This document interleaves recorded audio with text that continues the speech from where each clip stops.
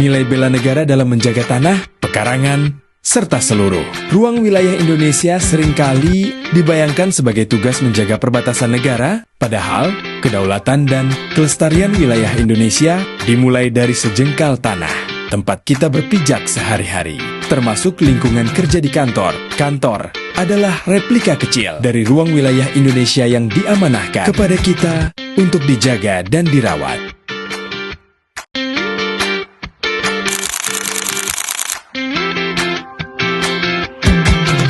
Menunjukkan rasa bangga, menggunakan produk buatan bangsa sendiri, adalah benteng pertahanan ekonomi nasional di era globalisasi. Salah satu wujud nyata dari nilai bela negara ini yang dapat diterapkan sehari-hari di lingkungan kerja adalah dengan mengenakan pakaian batik khas daerah saat ke kantor. Langkah sederhana ini bukan sekadar mematuhi seragam dinas, melainkan sebuah pernyataan sikap cinta tanah air yang mendalam.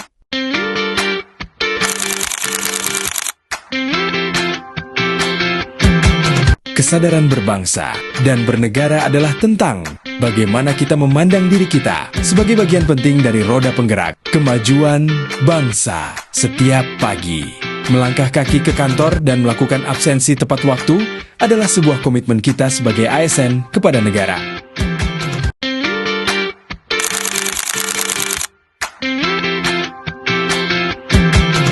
Nilai bela negara mengenai cara berpikir, bersikap, dan berbuat yang terbaik bagi bangsa dan negara tidak selalu harus diwujudkan melalui kebijakan makro di tingkat pusat. Bagi seorang pelayan publik, nilai luhur ini membumi setiap hari di meja kerja, yaitu melalui komitmen untuk memberikan pelayanan yang ramah, cepat, dan profesional kepada masyarakat.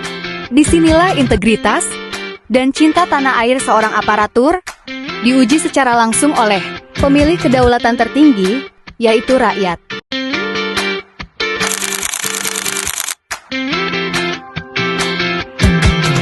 Pengalaman nilai-nilai Pancasila tidak harus menunggu momentum besar. Pancasila hidup dan membumi melalui perilaku hidup sederhana kita di ruang publik, termasuk saat berbelanja di supermarket. Ketika kita berdiri di area kasir dan memilih secara mengantre secara tertib, serta rapi, kita sedang mempraktikkan ideologi bangsa dalam tindakan nyata.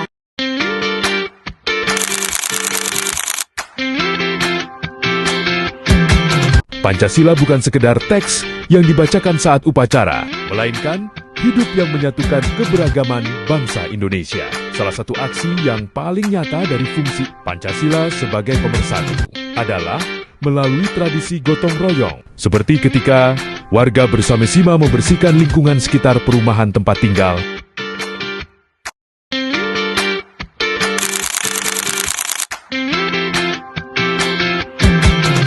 Esensi dari nilai bela negara mengenai kebersediaan mengorbankan waktu, tenaga, dan pikiran seringkali diuji melalui momen-momen spontan di tempat kerja.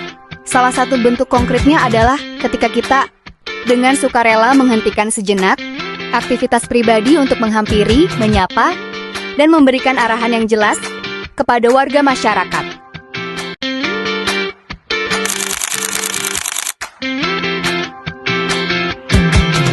Nilai bela negara tidak selalu mewujud dalam aksi kemanusiaan di daerah bencana atau konflik.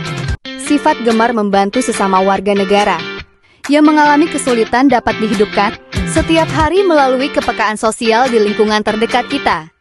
Salah satunya adalah dengan membantu rekan kerja yang sedang kesulitan menyelesaikan tugas dan tanggung jawabnya di kantor, memberikan bantuan, berbagi pengetahuan, atau meluangkan waktu untuk berdiskusi dengan rekan kerja yang mengalami kendala teknis, merupakan wujud nyata dari solidaritas bangsa.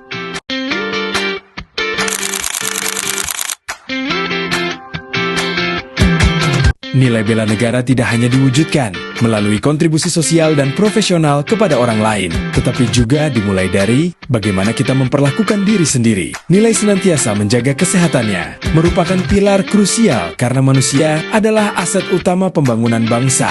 Salah satu aksi nyata paling mendasar untuk memenuhi nilai ini adalah dengan berkomitmen melakukan olahraga secara rutin demi menjaga kebugaran tubuh. Meluangkan waktu untuk berolahraga di tengah padatnya aktivitas kerja bukan sekadar tentang gaya hidup sehat, atau pemenuhan hobi personal. Lebih dari itu, tindakan ini adalah sebuah tanggung jawab warga negara untuk memastikan bahwa alat utama dalam mengabdi kepada negara yaitu fisik dan mental kita.